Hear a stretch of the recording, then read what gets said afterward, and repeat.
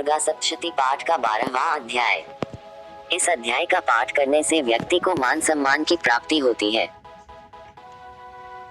इसके अलावा जिस व्यक्ति पर गलत दोषारोपण कर दिया जाता है, जिससे उसके सम्मान की हानि होती है, तो ऐसी स्थिति से बचने के लिए दुर्गा सप्तशती के 12वें अध्याय का पाठ करना चाहिए। रोगों से मुक्ति के लिए भी 12वें अध्याय का पाठ करना असीम लाभकारी है। कोई भी ऐसा रोग जिससे आप बहुत सालों से दुखी है और डॉक्टर की दवाइयों का कोई असर नहीं हो रहा है, तो 12वें अध्याय का पाठ आपको अवश्य करना चाहिए। ध्यानम। मैं 3 नेत्रों वाली दुर्गा देवी का ध्यान करता हूँ। उनके श्रृंगों की प्रभा बिजली के समान है। वे सिंह के कंधे पर बैठी हुई भयंकर प्रतीत होती हैं। हाथों में तलवार और ढाल लिए अनेक कन्याएं उनकी सेवा में खड़ी हैं। वे अपने हाथों में चक्र, गदा, तलवार, ढाल, बाण, धनुष, पाश और तर्जनी मुद्रा धारण किए हुए हैं। उनका स्वरूप अग्नि में है तथा वे माथे पर चंद्रमा का मुकुट धारण करती हैं। देवी बोली, देवताओं जो एकाग्रचित होकर प्रतिदिन इन स्तुतियों से मेरा स्तवन करेगा, उसकी सारी बाधा मैं निश्चय ही दूर कर दूंगी। जो मधुकैटभ का नाश, महिषासुर का वध तथा शुंभ निशुंभ के संहार के प्रसंग का पाठ करेंगे, तथा अष्टमी, चतुर्दशी और नवमी को भी जो एकाग्रचित हो भक्ति पूर्वक मेरे उत्तम महात्म्य का श्रवण करेंगे, उन्हें कोई पाप नहीं छू सकेगा। उन पर पापजनित आपत्तियां भी नहीं आएंगी। उनके घर में कभी दरिद्रता नहीं होगी तथा उनको कभी प्रेमीजनों के विछोह का कष्ट भी नहीं भोगना पड़ेगा। इतना ही नहीं, उन्हें शत्रु से, लुटेरों से, राजा से, शस्त्र से, अग्नि से तथा जल की राशि से भी कभी भय नहीं होगा। इसलिए सबको एकाग्रचित होकर भक्ति पूर्वक मेरे इस महात्म्य को सदा पढ़ना और सुनना चाहिए। ये परम कल्याणकारक है। 7। मेरा महात्म्य महामारी जनित समस्त उपद्रवों तथा आध्यात्मिक आदि तीनों प्रकार के उत्पातों को शांत करने वाला है। मेरे जिस मंदिर में प्रतिदिन विधि पूर्वक मेरे इस महात्म्य का पाठ किया जाता है, उस स्थान को मैं कभी नहीं छोड़ती। वहां सदा ही मेरा सन्निधान बना रहता है। बलिदान, पूजा, होम तथा महोत्सव के अवसरों पर मेरे इस चरित्र का पूरा पाठ और श्रवण करना चाहिए। 10। ऐसा करने पर मनुष्य विधि को जानकर या बिना जाने भी मेरे लिए जो बलि, पूजा या होम आदि करेगा, उसे मैं बड़ी प्रसन्नता के साथ ग्रहण करूंगी। 11। शरद काल में जो वार्षिक महापूजा की जाती है, उस अवसर पर जो मेरे इस महात्म्य को भक्ति पूर्वक सुनेगा, वह मनुष्य मेरे प्रसाद से सब बाधाओं से मुक्त तथा धन, धान्य एवं पुत्र से संपन्न होगा, इसमें तनिक भी संदेह नहीं है। मेरे इस महात्म्य, मेरे प्रादुर्भाव की सुंदर कथाएं तथा युद्ध में किए हुए मेरे पराक्रम सुनने से मनुष्य निर्भय हो जाता है।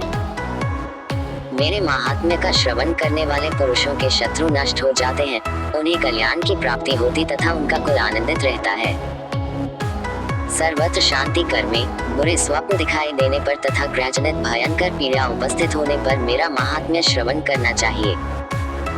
इससे सब विघ्न तथा भयंकर ग्रह पीड़ाएं शांत हो जाती हैं और मनुष्यों द्वारा देखा हुआ दुस्वप्न शुभ स्वप्न में परिवर्तित हो जाता है।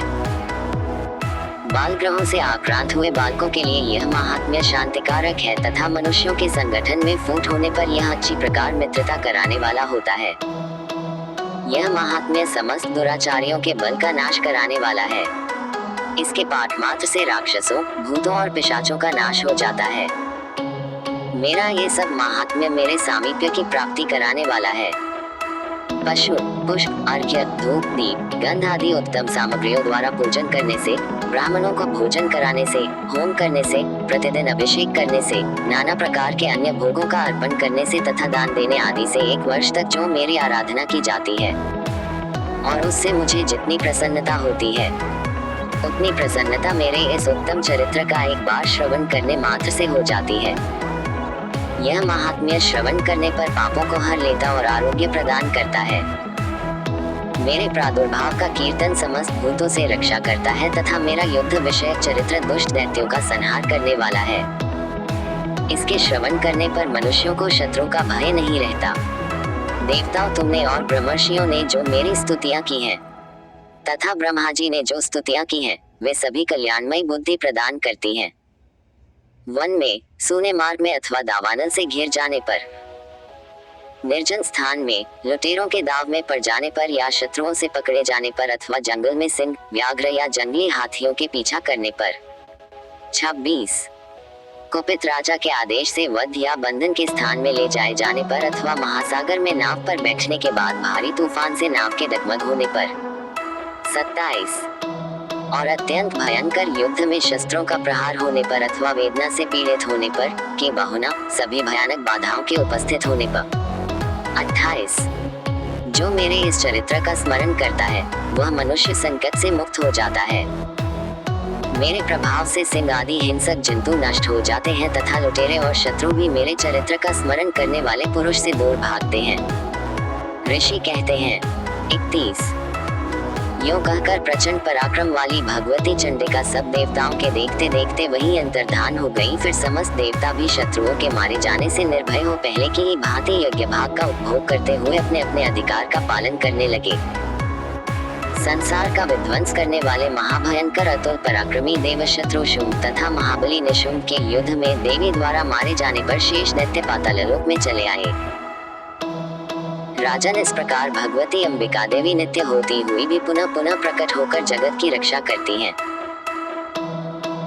वे ही इस विश्व को मोहित करती, वे ही जगत को जन्म देती तथा वे ही प्रार्थना करने पर संतुष्ट हो विज्ञान एवं समृद्धि प्रदान करती हैं।